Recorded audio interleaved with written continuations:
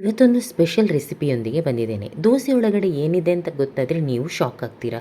ಹೀಗೂ ದೋಸೆ ಮಾಡ್ಬೋದಾ ಅಂತ ಅಂದ್ಕೊಳ್ತೀರಾ. ದೋಸೆಗೆ ಇಂಥ ಟ್ವಿಸ್ಟ್ ಕೊಟ್ಟರೆ ಸಿಹಿ ಪ್ರಿಯರಿಗೆ ಇಷ್ಟ ಆಗ್ಬೋದು. ಒಂದೇ ಬೈಟ್ನಲ್ಲಿ ಸಿಹಿಯ ಹೊಸ ಅನುಭವ. 1 ಗ್ಲಾಸ್ ಹೆಸರು ಕಾಳು, ಕಾಲು ಗ್ಲಾಸಷ್ಟು ದೋಸೆ ರೈಸನ್ನು ತೊಳೆದು ನೆನೆಸಿಟ್ಟಿದ್ದೇನೆ ರಾತ್ರಿ. ಬೆಳಿಗ್ಗೆ ಮಿಕ್ಸಿ ಮಾಡ್ಕೊಳ್ಳುವಾಗ ಅದಕ್ಕೆ ಗ್ರೀನ್ ಚಿಲ್ಲಿ ಮತ್ತು ಜಿಂಜರ್ ಸಾಲ್ಟ್ ಹಾಕಿ ಮಿಕ್ಸಿ ಮಾಡ್ಕೋತೀನಿ. ಗ್ರೈಂಡ್ ಮಾಡಿದ ಮೇಲೆ 1 ರಿಂದ 1.5 ಗಂಟೆ ಸ್ವಲ್ಪ ಹೊತ್ತು ಇಟ್ಟರೆ ದೋಸೆ ಚೆನ್ನಾಗಿ ಬರುತ್ತೆ. ಇಲ್ಲಾಂದರೆ ನೀವು ಬೆಳಿಗ್ಗೆ ಕಡೆದು ಸಂಜೆನೂ ಮಾಡ್ಬೋದು, ಚೆನ್ನಾಗಿ ಬರುತ್ತೆ. ನೋಡಿ, ಈ ರೀತಿ ಫೈನಾಗಿ ಕಡಿಬೇಕು. ನಂತರ ಸ್ವಲ್ಪನೇ ನೀರು ಹಾಕಿಬಿಟ್ಟು ನಾವು ಮಸಾಲೆ ದೋಸೆಗೆ ಹೇಗೆ ರೆಡಿ ಮಾಡ್ತೀವಿ ನೋಡಿ, ಆ ಥರ ಸ್ವಲ್ಪ ದಪ್ಪ ಹದಕ್ಕೆ ರೆಡಿ ಮಾಡ್ಕೋಬೇಕು. ಹೆಸರು ಕಾಳಿದು ದೋಸೆ ತುಂಬ ಚೆನ್ನಾಗಿ ಬರ್ತದೆ. ಇದನ್ನು ಖಾರನೂ ಚಟ್ನಿ ಜೊತೆನೂ ತಿನ್ಬೋದು ಮತ್ತು ಹೀಗೂ ತಿನ್ಬೋದು. ಇದೊಂದು ಸ್ಪೆಷಲಾಗಿ ಮಾಡಿದ್ದೇನೆ, ಅಂದರೆ ಸ್ವೀಟ್ಸ್ ಇಷ್ಟಪಡುವವರಿಗೆ ಇಷ್ಟ ಆಗ್ಬೋದು ಅಂತ. 2 ಟೈಪಿದು ಮಾಡಿ ನೋಡಿ, ಒಂದು ಸ್ವೀಟು ಮಾಡಿ, ಒಂದು ಖಾರ ಮಾಡಿ, 2 ಚೆನ್ನಾಗಿ ಬರುತ್ತೆ.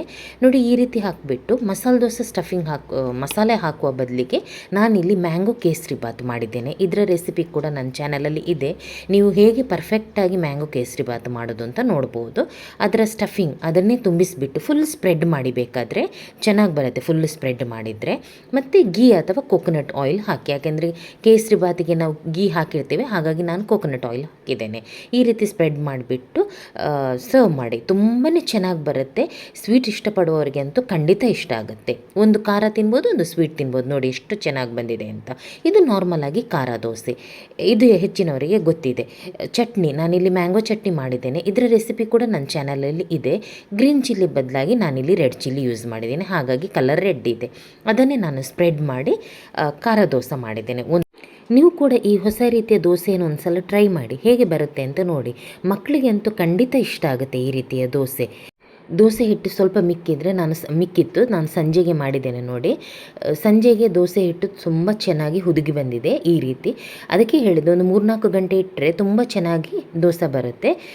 ಕಾಸ್ಟ್ ಐರನ್ನಲ್ಲಿ ದೋಸೆ ಮಾಡಿದರೆ ತುಂಬ ಚೆನ್ನಾಗಿ ಕಲರ್ ಕೂಡ ಬರುತ್ತೆ. ಇವಾಗ ನೋಡಿ ಕಲರ್ ಎಷ್ಟು ಚೆನ್ನಾಗಿ ಬಂದಿದೆ ಅಂತ.